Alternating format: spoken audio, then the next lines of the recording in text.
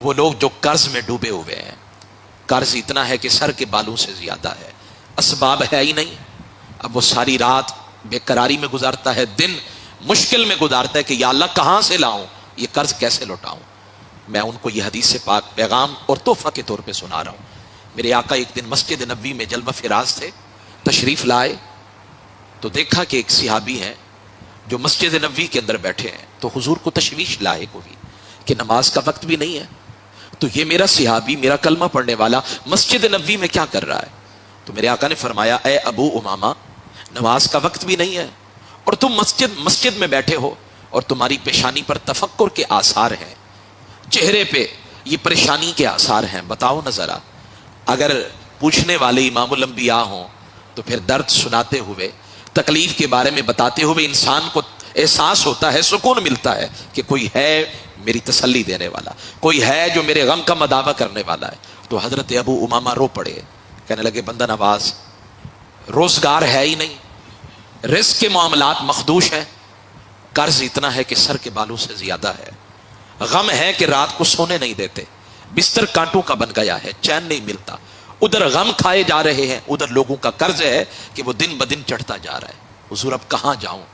جب سارے راستے بند نظر آئے نا اور ساری گلیاں بند نظر آئی تو میں مسجد نبوی میں آ گیا، شاید میرے دکھ درد کا مداوع ہو جائے۔ میرے آقا صلی اللہ علیہ وسلم نے فرمایا، اگر ہم نے پوچھا ہے تو پھر تمہارے درد کا مداوع بھی فرمائیں گے، تمہاری مشکلیں حل بھی فرمائیں گے، تمہاری ہر بات کو ہم پورا فرمائیں گے۔ فرمایا، اے ابو امامہ، کہ تمہیں ایسے کلمات نہ سکھاؤں؟ اگر تمہارا قرضہ زمین و آسمان کو اگر سونا چاندی سے بھر دیا جائے، اگر اتنا بھی ہو نا، یہ کلمات تم پڑھ لو، اللہ غیب کے خزانوں سے تمہارا قرض بھی پورا فرمائے گا، تمہارے غم کا مداوع بھی فرمائے گا۔ حضرت ابو امامہ کہنے لگے، حضور بتائیں نا تاکہ میرا یہ قرض جلد سے جلد اتر جائے۔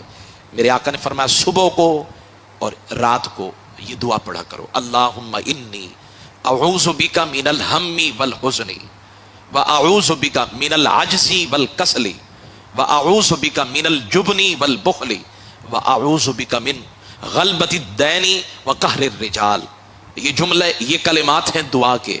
میرے آقا نے فرمایا، ابو امامہ یہ پڑھتے جاؤ، پھر دیکھو اللہ تمہارے غم کا یہ مداوع کیسے کرتا ہے، تمہارے قرض کے آسانی کے ساتھ ادائیگی کا انتظام کیسے فرماتا ہے۔ اب وہی صحابی کہتے ہیں، اللہ کی عزت کی قسم ہے، یہ جملے، یہ کلمات میں پڑھتا گیا، بس مجھے نہیں پتا چلا کہاں سے لنگر آیا، کہاں سے رزق ملا، میرا سارا قرض اتر گیا۔ پہلے تھا کہ رات کو چین نہیں ملتا تھا، غم تھا کہ کھائے جا رہا تھا، اب غم قریب آتا ہی نہیں ہے، قرض ہے کہ سارا اتر گیا ہے۔ اور پھر میں ایک دن حضور کی بارگاہ میں آیا، میں نے کہا، یا رسول اللہ، آپ نے ایسا جملہ بتایا، ایسے کلمات بتائے، میرا سارا درد دور چلا گیا اور میرا سارا قرض اتر گیا۔ میرے آقا نے فرمایا، اے ابو امامہ، صرف یہ تمہارے لیے نہیں ہے، قیامت تک آنے والا